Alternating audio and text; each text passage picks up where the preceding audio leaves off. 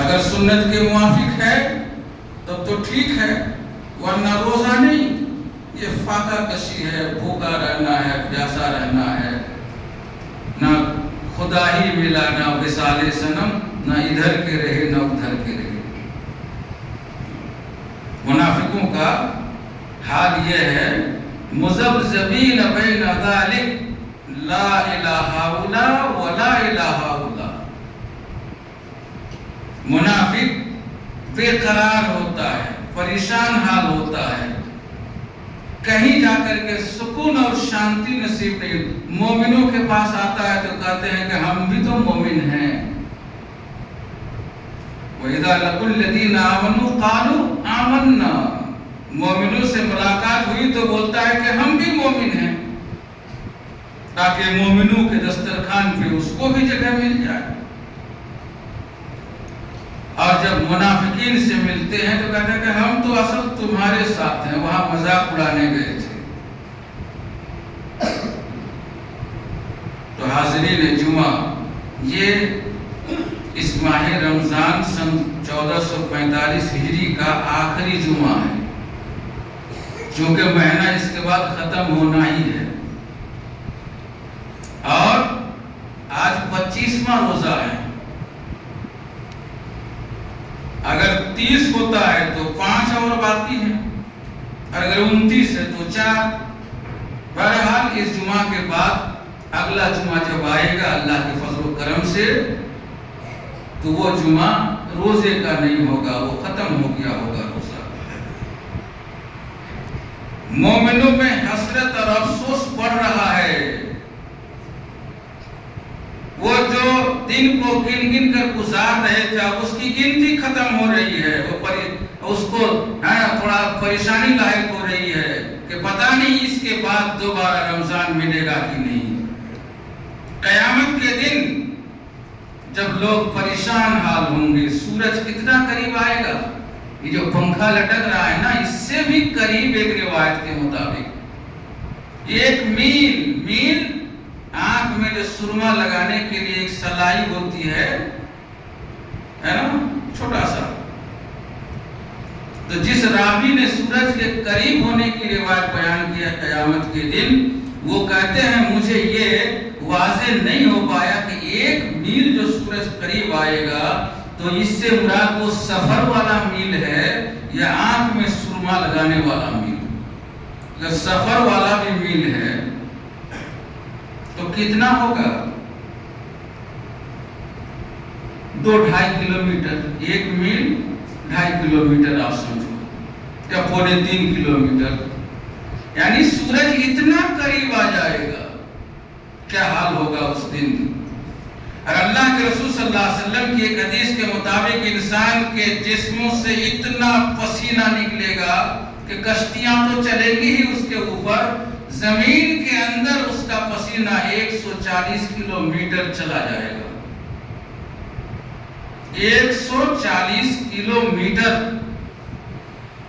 140 metre, کلو نہیں 40 metre, پھر بھی 1 میٹر 2 ہاتھ، 140 میٹر اندر جو ہے نا اس کا پسینہ چلا جائے گا۔ یہ حال ہوگا، ایسے ہے نا سنسان اور گہما گہمی نفسا نفسی کے عالم میں ایک آدمی پیاس کے مارے بالکل ہتاش اور پریشان حال ہوگا، روزہ آئے گا اس کو سیراب کرے گا اس میدان میں۔ اللہ کے رسول صلی اللہ علیہ وسلم فرماتے ہیں کہ ابن آدم کا ہر عمل یضاعف، بڑھایا جاتا ہے، اور حدیث کے اندر ہے کہ اگر آپ 1 روپیہ بھی صدقہ دیتے ہیں نا اللہ کی راہ میں تو یربیہا، اللہ تعالیٰ اس کو بڑھاتا رہتا ہے۔ تربیت کا مطلب جیسے ایک چھوٹا بچہ نوجات ششو جب جنم لیتا ہے تو ماں اس کو دودھ پلاتی ہے نا، پلا کر کے اس کی تربیت نشو و نما کرتی ہے، دھیرے دھیرے رفتہ رفتہ وہ بچہ بڑھتا ہے۔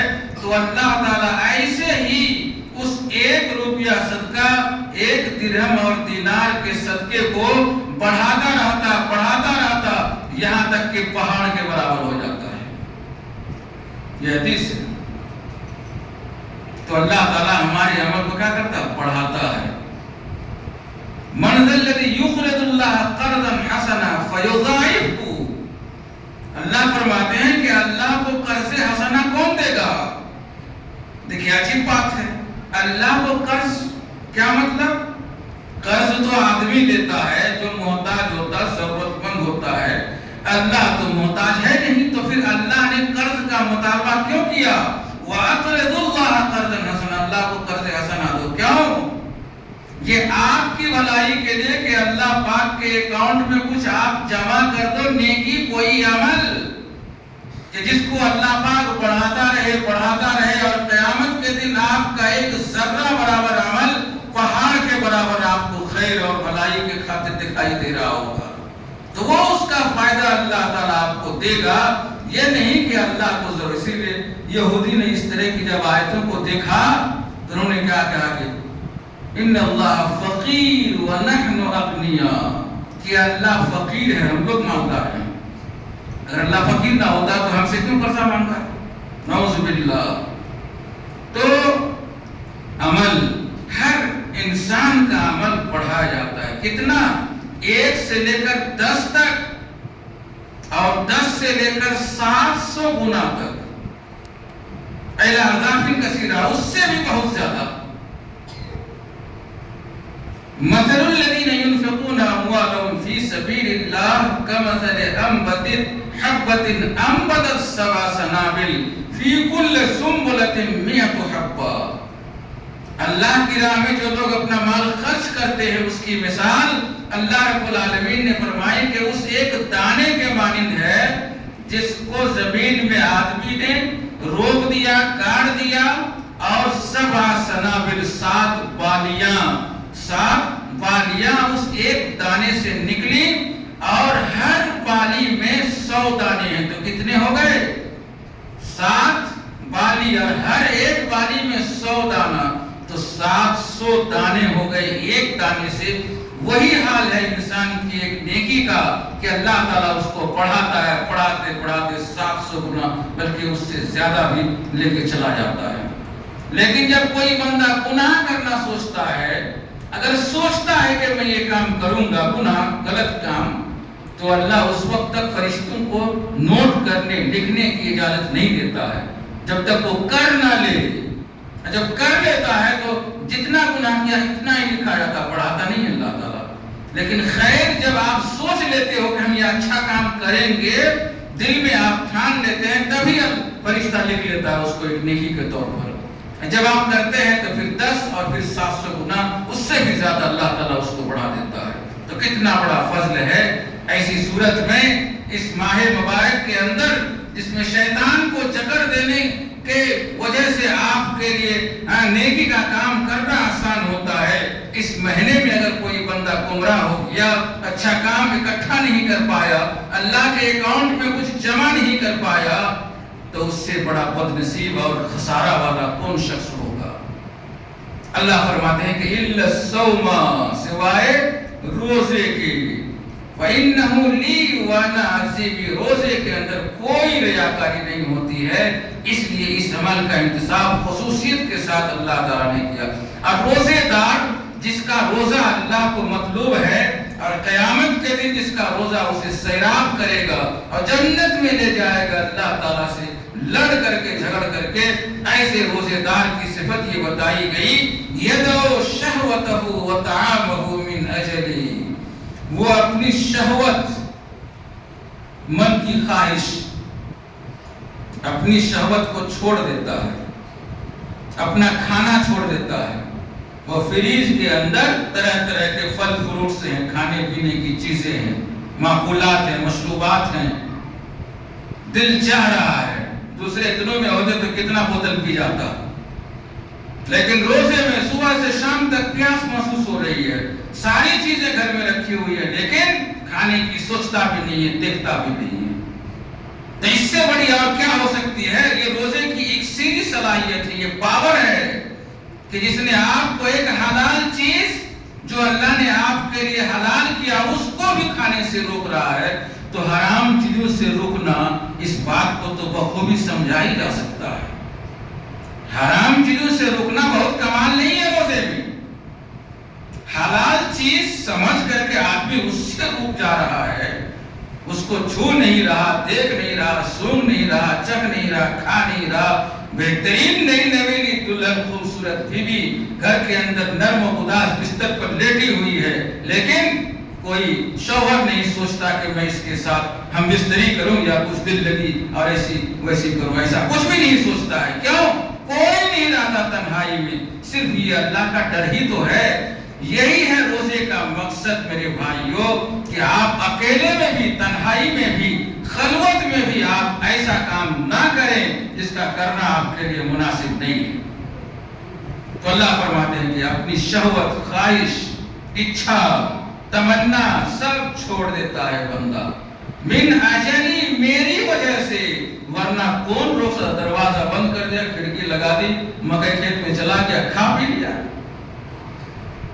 لیکن کیوں؟ اللہ کی وجہ سے.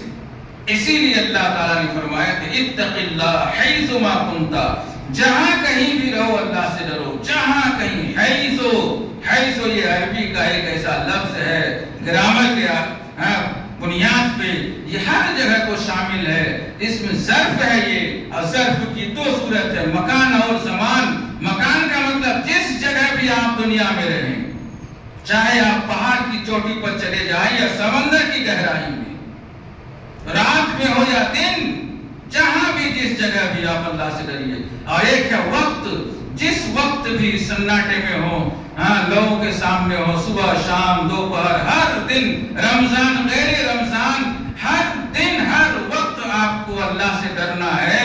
یہ ہے روزے کا پیغام اور تقویٰ کا راز. اگر یہ درس ہم نے حاصل نہیں کیا تو کچھ نہیں ملا. اس کے بعد اللہ تعالیٰ فرماتے ہیں کہ للصائم فرحتان، روزے دار کے لیے دو طرح کی خوشی ہے. خوشی دو طرح کی. فرحت عند فطرہ، جب وہ افطاری کر رہا ہوتا ہے. ایک تو یہ افطاری مغرب کے وقت، اور ایک بڑی افطاری جب مہینہ ہی ختم ہو گیا، شوال آ گیا، اس کے بعد عید کے لیے ہم خوشی خوشی تیار ہوتے ہیں. تو افطاری کے وقت بڑی خوشی ہوتی ہے کہ اللہ تعالیٰ کا حکم تھا کچھ نہیں کھانا پینا ہے. اللہ کا حکم ہے کہ فوراً کھاؤ سورج غروب ہونے کے بعد. تو اس وقت مطلوبہ میں مرغوب اور لذائذ چیزیں جب ان کے سامنے ہوتی ہے، وقت آتا اور اللہ کے حکم کی تعمیل میں وہ کھاتا ہے، افطاری کرتا، تو ظاہر سی بات ہے اس میں تو خوشی ہونی ہی چاہیے مومن کو. اور ایک فرحت عند لقاء ربہ، جب اللہ سے ملاقات کرے گا. اللہ سے کب ملاقات کرے گا؟ قیامت کے دن. جنت کے اندر سب سے بڑی نعمت اگر دیکھی جائے تو اللہ تعالیٰ کا دیدار ہے، اللہ کو دیکھ لینا ہے. اب دنیا میں اب تک کسی نے اللہ کو نہیں دیکھا. وہ لوگ کہتے ہیں کہ معراج میں جو اللہ کے رسول گئے تھے تو اللہ کو دیکھا. غلط بات ہے. موسیٰ علیہ السلام کے اوپر ایمان بنی اسرائیل نے کہا کہ لن نؤمن لک حتی نری اللہ جہرا، اللہ جب تک تم دکھا نہیں دو گے تب تک تمہارے اوپر ایمان نہیں لائیں گے. کتنی کڑی شرط. تو موسیٰ کہے ٹھیک ہے چلو اللہ دکھانے لے چلتے ہیں. لے گئے سب کو طور کے اوپر، پہاڑ کے اوپر. اللہ نے فرما دیا تھا کہ اگر تم لوگوں کی نگاہ بالکل ٹکی رہی اس روشنی کی جانب جو نکل رہی ہوگی پہاڑ کے جانب سے، اگر ٹکے رہو گے تم لوگ اپنی جگہ، نظریں تمہاری ٹھیک ٹھاک رہی، فسوف ترانی، تو ان قریب مجھے دیکھ لو گے. اب لوگ انتظار میں ہیں، اللہ دیکھنے کے انتظار میں. اللہ تعالیٰ تھوڑا تجلی فرمایا، وہ روشنی اور نور جو نکلی برداشت نہیں رہی، اس کو قبول کرنے کی صلاحیت نہیں، سب دھڑام سے گر پڑا، سارے لوگ گر گئے، موت واقع ہو گئی، مر گیا سب. موسیٰ علیہ السلام بھی بے ہوش ہو گئے تھے. پھر جب اللہ تعالیٰ نے آپ کو ہوش دیا، دیکھا کہ ایک تو پہلے سے ہی لوگ ہمیں جادوگر فلا فلا کہہ رہے ہیں، آج اگر اتنے لوگوں کی موت ہو جاتی ہے اللہ میں جا کے کیا جواب دوں گا؟ تو اللہ زندہ کر دے ان لوگوں کو. پھر اللہ تعالیٰ نے زندہ کر دیا. تو سب سے بڑی دیدار جب آدمی جنت میں چلا جائے گا. ایک آخری جنتی کے بارے میں ہے کہ ایک دم جل کر کے کوئلہ راکھ کی طرح ہو گیا ہوگا، آخری جنت ہی، بالکل آدمی کا کوئی آکار ہی نہیں ہے، بتائیں ایک دم کولا کالا بھجن۔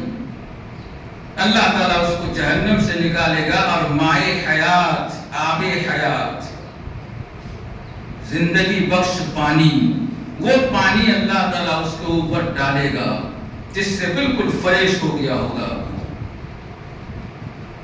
اللہ پوچھے گا بتاؤ کوئی شاید تمہاری خواہش؟ کہا کہ ادھر سے ایک بہت اچھی خوشبو آ رہی ہے، ذرا اس سائڈ قریب کر دیجئے۔ اللہ تعالیٰ اس کو وہاں تھوڑا لے جائے گا، اب اور خوشبو آ رہی ہوگی، بولے گا کہ اللہ ایک بار تو اور تھوڑا ہم کو آگے بڑھا دے۔ اللہ فرمائے گا اس میں اللہ کا تھوڑا مذاق بھی ہو رہا ہے بندے سے، کیسی اللہ تعالیٰ مذاق کر رہا ہے۔ اللہ کہے گا کہ دیکھو تم اس کے بعد دوبارہ نہیں نہ کہو گے کہ ہم کو پھر آگے بڑھاؤ؟ کہا کہ نہیں اللہ ایک بار آؤ بڑھا دو ہمیں۔ اللہ تعالیٰ اس کو اور تھوڑا سا جنت کی طرف قریب کر رہا ہے۔ وہاں جانے کے بعد جنت اب اسے دکھائی دے رہی ہوگی، کیسے برداشت ہوگا؟ خوشبو سے وہ برداشت نہیں کر پائے، اب تو سامنے جنت دکھائی دے رہی ہے۔ اب بندہ لیکن اپنا وعدہ یاد کرے گا کہ ہم نے تو کہا تھا کہ اللہ دوبارہ میں نہیں کہوں گا، لیکن برداشت نہیں رہا۔ اللہ ایک بار اور وہاں ہمیں پہنچا تھا ایک دم بارڈر پہ، کہا کہ تو نے تو کہا تھا کہ اب دوبارہ ہم نہیں کہیں گے، کہا کہ اب میں نہیں کہوں گا اس کے بعد۔ اللہ تعالیٰ مان جائے گا، وہاں قریب کر دے گا بالکل جنت کے بارڈر پہ۔ اب بندہ جنت میں ایک دم ایک قدم اٹھائے جنت میں چلا جائے، کیسے برداشت ہوگا؟ بولے گا کہ اللہ تھوڑا سا اور ایک قدم، اس کے بعد میں نہیں کہوں گا کہ اور آگے ہمیں کریے۔ بندہ کہے گا تو ہی بڑا عجیب و صبرا بندہ ہے۔ اللہ فرمائے گا کہ تمہیں صبر نہیں ہو رہا، اپنی بات پہ بھی نہیں رک پائے ہو۔ اللہ تعالیٰ اسے کیا کرے گا؟ ایک قدم اٹھائے گا اور جنت میں ڈال دے گا۔ اللہ اکبر۔ اس کے بعد ابھی اللہ سامنے نہیں بات ہو رہی ہے، پردے کے پیچھے سے۔ اب جب بندہ جنت میں چلا جائے گا اور دیکھے گا طرح طرح کی نعمتیں، ایک آدمی کو اتنی جنت ملے گی کہ وہ سمجھے گا کہ شاید پوری جنت ہمیں مل گئی ہے۔ پوری دنیا اور مافیا ساری چیزیں، جواہرات، معدنیات سب بیچ کر کے ایک انچ جنت خریدی نہیں جا سکتی ہے۔ اللہ تعالیٰ بندے کو دے رہا ہے اس کے اسی قسم کے عملوں کی وجہ سے۔ تو جب وہ بندہ جنت میں چلا جائے گا تو اب اللہ پوچھے گا کہ اور بولو کوئی خواہش؟ بولا کہ اب تو کوئی خواہش نہیں سمجھ میں آ رہی ہے، بہت دیا تو نے ہمیں۔ اللہ کرے گا یاد کر اور کچھ اگر ہے تو ذرا ذہن گھماؤ۔ تو اتنے میں کیا ہوگا؟ اللہ تعالیٰ پردہ ہٹا دے گا اپنے درمیان سے، اور وہ بندہ سیدھا اللہ کو دیکھ لے گا۔ جب اللہ کو دیکھ لے گا تو بولے گا کہ یہی تو ہم چاہ رہے تھے، یہی اصل نعمت ہے میرے لیے جنت میں۔ تو میرے بھائیوں، اللہ تعالیٰ سے جب وہ ملاقات کرے گا، امام بخاری نے باب باندھا قیامت کے دن جب لوگ سب زمین بالکل برابر کر دی جائے گی اور سارے لوگ اکٹھا ہوں گے تو اللہ تعالیٰ عرش سے آ رہا ہوگا، عرش کے اوپر بیٹھ کر کے وَيَحْمِلُ عَرْشَ رَبِّكَ فَوْقَهُمْ يَوْمَئِذٍ ثَمَانِيَةُ 8 فرشتے، جس کا قدم زمین پہ تو لگے گا سر آسمان پہ ہے۔ اب فرشتوں کے بارے میں ہم صرف تصور کر سکتے ہیں، ان کی طاقت اور قوت کا اندازہ نہیں لگا سکتے ہیں۔ 2-3 فرشتہ نے پوری بستی قوم لوط کی اٹھا لے گئی آسمان کی جانب، قوم لوط، اور اس کے بعد اوپر سے لے جا کر کے پٹک دیا، سارے لوگوں کو تہس نہس کر دیا۔ اور صرف جبریل کے پاس تو 600 پر ہیں، ایک پر میں اتنی طاقت اٹھا لے سکتی ہے جو ایک بستی کو، اندازہ کیجیے۔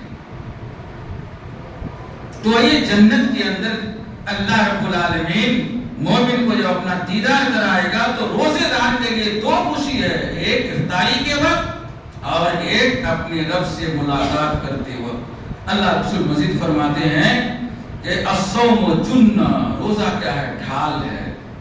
روزہ ڈھال ہے۔ پرانے زمانے میں جب آپ میوزیم میں جائیں گے، عجائب گھر میں پرانی چیزیں، وستویں وہاں پہ رکھی ہوتی ہیں، تاریخی چیزیں ہیں، ہے نا، اور بادشاہ نواب پہلے کی لڑائیوں میں کون سے سامان استعمال ہوتے تھے، وار کیسے کرتے تھے، روکتے کیسے تھے، ان تمام چیزوں کو وہ تصاویر کے ذریعے وہاں پہ سمجھاتے ہیں۔ تو ڈھال کہتے ہیں اس ہاتھ سے اگر تلوار کا حملہ ہوتا ہے یا دوسرا کوئی کرتا ہے تو اس کے وار کو اس ہاتھ سے جو ہے نا کیا کرتا ہے، روکتا ہے۔ بڑا ڈھال نما وہ چیز ہوتی ہے۔ تو روزے کے بارے میں کہہ رہا ہے کہ الصوم جنہ، روزہ ڈھال ہے۔ کس کے لیے؟ روزے دار کے لیے۔ کس چیز سے؟ ڈھال سے آپ بچتے ہیں نا، تو روزے سے آپ بچتے ہیں کس چیز سے؟ محرمات سے، حرام خوری سے، حرام کاری سے، حرام چیزوں سے، ایسے سارے عمل سے آپ بچتے ہیں جو آپ کو جہنم میں لے جانے والے ہیں۔ تو گویا روزہ انسان کو جہنم سے بچاتا ہے، ڈھال ہے یہ۔ اور آپ صلی اللہ علیہ وسلم نے فرمایا جب تم میں سے کسی کے روزے کا دن ہو تو چاہیے کہ فسق و فجور کا کام نہ کرے۔ رفس کہتے ہیں ہے نا، الوصول الی المرأۃ بالجماع، عورت کے پاس پہنچنا جماع اور ہم بستری کرنے کے لیے۔ تو رفس نہ کرے۔ رفس سے مراد ایسے اعمال جو آدمی کو زنا کی طرف لے جائے، ہے نا، دل لگی کی باتیں کرنا، ہے نا، اس طریقے سے زنا اور ان سے متعلق جتنے موضوعات ہو سکتے ہیں، باتیں ہو سکتی ہیں، ان طرح کی چیزوں کو کہنا، وعدہ کرنا، یہ جو اعمال ہیں ان تمام چیزوں سے ایک روزے دار کو بچنا ہوتا ہے۔ اور اللہ رسول صلی اللہ علیہ وسلم فرماتے ہیں کہ روزے دار کے منہ کی بو اللہ رب العالمین کے نزدیک مشک عنبر کستوری کی خوشبو سے بھی زیادہ خوشبودار ہے۔ روزے دار کے منہ کی بو کون بو، کون سی مہک؟ ایسا نہیں کہ شہری میں آپ نے گوشت کھایا، مچھلی کھائی، ہے نا، اور طرح طرح کی چیزیں، دودھ دہی وغیرہ انہوں نے کھایا اور اس کے بعد منہ کے اندر اس کا اثر ہے اور صبح گند ہو رہا ہے، گندگی کے چلتے منہ سے بدبو آ رہی ہے، تو وہ نہیں، وہ تو بہت نقصان دہ ہے فرشتوں کے لیے بھی، آپ کے حق میں بھی اور بھی لوگوں کے لیے۔ بار بار مسواک کرنے کے بعد جب بالکل منہ صاف ہو جاتا، جو آپ نے کھایا وہ ہضم ہو جاتا، پیٹ میں کچھ نہیں ہے، معدہ خالی ہو گیا، اس وقت جو ایک بو انسان کے منہ سے ایک مہک جو نکلتی ہے وہ آدمی محسوس نہیں کر سکتا، وہ اللہ پاک اس مہک کو محسوس کرتا ہے۔ وہ انسان کا کے منہ سے نکلی ہوئی مہک اللہ رب العالمین کو مشک عنبر سے بھی زیادہ خوشبودار محسوس ہوتی ہے۔ یہ کیوں؟ چونکہ جب کوئی بندہ کسی کا پیارا ہو جاتا تو ان کا ایک ایک عمل سب لائق تحسین اور ستائش اور پیارا ہو جاتا ہے۔ جب آپ کسی کو چاہنے لگتے ہیں تو ہم کہتے ہیں نا کہ ان کا ہر عمل ہمیں اچھا لگتا ہے، دیکھنے میں بھی ان کی بات جس راستے سے گزرا تو اس راستے سے جانا بھی اچھا لگتا ہے۔ تو ویسے ہی جب ایک روزے دار اللہ رب العالمین کے نزدیک مقبول بن جاتا تو اس کا ہر عمل کیا ہوتا؟ مقبول بن جاتا ہے۔ تو میرے بھائیوں، یہ مہینہ ختم ہو رہا ہے، یہ تجزیہ کی گھڑی ہے، حساب لینے کی گھڑی ہے کہ آپ نے روزہ کیسے رکھا، کیا کچھ کھویا ہے آپ نے اس مہینے میں، کتنا آپ نے پانی کی امید کی ہے، کتنا آپ نے پائی ہے۔ ان تمام چیزوں کا حساب کرنا چاہیے، ورنہ یہ جو ساری چیزیں آپ دیکھ رہے ہیں، پنکھے گھوم رہے ہیں، ہوا مل رہی ہے، بلب جلتا ہے، روشنی ملتی ہے، سکون ملتا، اگر یہ چیزیں خراب ہو جائے تو آپ نکال دیں گے انہیں، ان کی جگہ سے آپ پھینک دیں گے۔ ایسے ہی اگر اللہ رب العالمین نے کسی خاص مقصد سے کوئی عمل اپنے بندوں کے لیے مشروع قرار دیا ہے اور وہ مقصد حاصل نہیں ہو رہا تو اللہ تعالیٰ ہمیں بھی نکال کے پھینک دے گا، اس سے ہمیں ڈرنا چاہیے۔ اب ایک ٹائم ختم ہو گیا، دو چار باتیں، 2-3 منٹ، کہ اس آخری ہفتے میں انسان کے اوپر ایک چیز جو ہے نا صدقہ فطر کی صورت میں واجب ہو جاتی ہے۔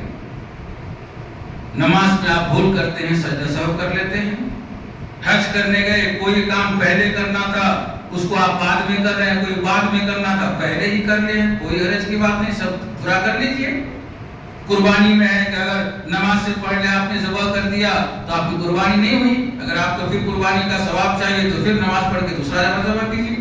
تو گویا آپ کی غلطیوں کی تلافی کے مواقع ہیں، اللہ نے رکھ دیا، لیکن روزے میں بظاہر آپ جو کچھ بھول چوک ہو جاتی ہے آپ سے، اس کی تلافی کے لیے کوئی روزہ رکھنا نہیں ہوتا ہے الگ سے، اس کے لیے صدقہ فطر اللہ تعالیٰ نے، اللہ کے رسول نے واجب کر دیا، اور اس کا جو مقصد بتایا طہرۃ للصائم، روزے دار کہ روزے کے درمیان جو ان سے بھول چوک، کسی کو گالی دے دی، کسی کو غلط اشارہ کر دیا، کسی کے خلاف غلط سوچ دے دی، کوئی بری بات کہہ دی ہے نا، اس طرح کی چیزیں جس سے بچنا چاہیے تھا نہیں بچ پایا، روزہ تو نہیں ٹوٹا لیکن اس کا ثواب متاثر ہوا، تو آپ کے روزے کی طہارت، صفائی اور پاکیزگی، اس کی تکمیل کی خاطر صدقہ فطر اور ایک طعمۃ للمساکین، مسکینوں کے کھانے کا ایک ذریعہ، یہ صدقہ فطر ان کے دو اوقات ہیں، ایک ہے وقت جواز اور ایک ہے وقت افضل۔ وقت جواز کا مطلب جائز ہے، ایک دن 2 دن پہلے عید 28 تاریخ کو 29 تاریخ کو آپ نکال دیں صدقہ فطر، خود چاہے تو مساکین میں بانٹ دیں، یا سسٹم ہے کوئی بانٹے، کوئی وکیل متعین ہے جو ہمارے مالوں کو، فطرے کو جو ہے نا مستحقین تک پہنچاتے ہیں، تو 1-2 دن پہلے نکال سکتے ہیں، جائز ہے۔ البتہ ابھی اگر آپ نکال دیں گے، ابھی 25واں رمضان ہے، تو پھر یہ درست نہیں ہوگا۔ اور جو افضل وقت ہے وہ ہے عید کے دن صبح، عیدگاہ جانے سے پہلے جو ہے نا اس کو نکال دینا چاہیے۔ اور صدقہ فطر کے بارے میں آپ 2-3 پوائنٹ جو ہے نا سمجھ لیں اچھی طرح، کہ اس کے لیے اللہ کے رسول نے ایک جنس متعین فرمایا۔ کس میں ہے صدقہ فطر؟ گلوں میں ہے، کھجور ہے، جو ہے، کشمش ہے، پنیر ہے نا، گیہوں ہے، یہ سب چیزیں ہیں جس سے 1 سا 2.5 کلو یا 2.25 سیر جو ہے نا نکالنے کا سسٹم شروع سے ہی چلا آ رہا ہے، یہ ہے صدقہ فطر۔ اور اب آپ سنتے ہیں آن لائن موبائل کا دور ہے، ٹیکنیکل انٹرنیٹ کا زمانہ، قدم قدم پہ آپ دیکھتے ہیں اور آپ طرح طرح کی چیزیں سنتے ہیں کہ روپیہ پیسہ قیمت نکال دینا، فطرہ میں قیمت نکالنے کا کیا حکم ہے؟ تو اتنا آپ سمجھ لیں کہ قیمت نکالنے کے لیے بظاہر ڈائریکٹ کوئی نص یا حدیث یا ایسی چیز نہیں ہے۔ نبی صلی اللہ علیہ وسلم کے دور میں درہم تھا، دینار تھا، وہی روپیہ پیسہ تھا، لیکن کبھی بھی ایسا کہیں نہیں ثابت ہے کہ کسی صحابہ نے یا آپ نے فرمایا کہ کیوں اتنا پریشان ہو کے اللہ کے جگاڑ میں لگے ہوئے ہو، درہم بھی دے دو، دینار بھی دے دو۔ اگر 1 درہم دینار کافی نہیں ہے، مطلب بہت زیادہ ہو جاتا ہے ایک ساتھ ایک قیمت کے مقابلے میں، تو گھر کے اندر تو بہت سارے افراد بھی تو ہوتے ہیں، صدقہ فطر ان تمام لوگوں کی طرف سے ملا کر کے 1 دینار دے دو، لیکن ایسا کچھ بھی ثابت نہیں ہے۔ اس سلسلے میں جو دلائل اور جو تعمیلات کرتے ہیں، جو اجتہادات کرتے ہیں، بسا اوقات بہت افسوس ہوتا ہے کہ ایک عبادت جو ہم ایسا نہیں کہ صرف رسم و نماز نہیں، بلکہ عبادت، اور عبادت ایک ظاہری عبادت ہوتی ہے، شیء دکھا کر کے عبادت کرنے کی۔ تو صدقہ فطر گلوں سے جب ہم نکالیں گے تو لوگ کیا کریں گے، دیکھیں گے نا ایک دوسرے سے ایک جگہ ہوگی تو ایک دائیا پیدا ہوگا، اور قیمت اور روپے میں موبائل پہ کر دیا، کسی کو نہیں پتا، دیا نہیں دیا، چیز مخفی ہو گئی۔ تو بہرحال اس میں کوئی دو رائے نہیں کہ سب سے بہتر متفق علیہ اطمینان بخش مسئلہ یہی ہے کہ آپ جو گندے کھاتے ہیں ان میں سے دیں۔ قیمت میں جائیں گے تو آپ اختلاف، چونکہ بہت بڑے علامہ ابن باز کا فتویٰ پوری دنیا میں سراہوں پہ رکھا جاتا، علامہ ابن عثیمین ہے، ڈاکٹر صالح فوزان ہے، اور بھی بہت سارے لوگ ہیں، بالکل 2 ٹوک لکھا ہے کہ فطرہ جیسے، چونکہ ہمارے یہاں بھی غلے کی کوئی کمی نہیں، کھانے کی چیز ہے، تو اس طریقے سے کہ اس فطرہ قیمتوں میں دینے سے ادا نہیں ہوتا۔ بہرحال اللہ بہتر جانے، لیکن عبادت جب ہم کریں گے تو بالکل 100% یقین کے ساتھ، روپیہ پیسہ دینے میں اتنا اختلاف ہے کہ اتنا یقین ہوگا ہی نہیں، تو کس چیز میں سے صدقہ فطر نکالی جائے، کن کی طرف سے؟ جن کا خرچہ آدمی کے اوپر واجب ہے، दिन का खर्चा आदमी के ऊपर वाजिब है। कहाँ पे? जहाँ पे वो आदमी रोजा रख रहा हो। कोई सऊदी अरब में है, रसिया में है, कतर में है, जो जहाँ रोजा रखा उनको वहीं पे फितरा निकालना है, यहाँ नहीं, वो अपना फितरा वहीं पे निकालेगा। किन लोगों के लिए? देखिए, किस चीज में से फितरा निकाला जाए, कब निकाला जाए, कहाँ निकाला जाए, किन के लिए निकाला जाए? तो फुकरा और मसाकिन के लिए, ये सब चीजें हैं। उसके बाद फिर जब ईद आ जाती है तो ईद के मुतालिक है कि आप चूंकि रमजान के बाद डायरेक्ट पहली तारीख आ रही होती शवाल की, तो उसमें आप भूखे प्यासे न जाएंगे ताकि कहीं रोजे की तरह ना लगे। उस दिन सुबह आपको कुछ खा पी लेना बेहतर है कि ताक खजूर आप खा लें 5-7 इस तरीके से, उसके बाद जाए, खाली पेट न जाए ताकि ऐसा ना लगे कि कल की तरह आज ही भूखे हैं। तो ये नहीं होना चाहिए, बिल्कुल अलग थलग है। अल्लाह ताला हमें इस महीने के जो फयूज और बरक़ात हैं उनसे नवाजे, हमारे रोज़े को कबूल फरमाए। रोज़े की जो इबरत और दुरूस की चीज़ें हैं उसे हमें ज़िंदगी भर अपनी ज़िंदगी में नाफिज करने की तौफीक अता फरमाए। हम अल्लाह को ठगने का काम हरगिज़ ना करें। हमेशा जो जोश खरोश उमंग हमने इस महीने में इबादत के तई, मस्जिद के तई, दुरूस के तई दिखाई है, वो पूरी ज़िंदगी भर नाफिज होना चाहिए। वरना अल्लाह ताला को आदमी ठग नहीं सकता, वो खुद को धोखा दे रहा है, उनके सारे अमाल रायगा और अकारत हो जाएंगे। अल्लाह पाक हमें हर अच्छे अमल की तौफीक अता फरमाए। आमीन।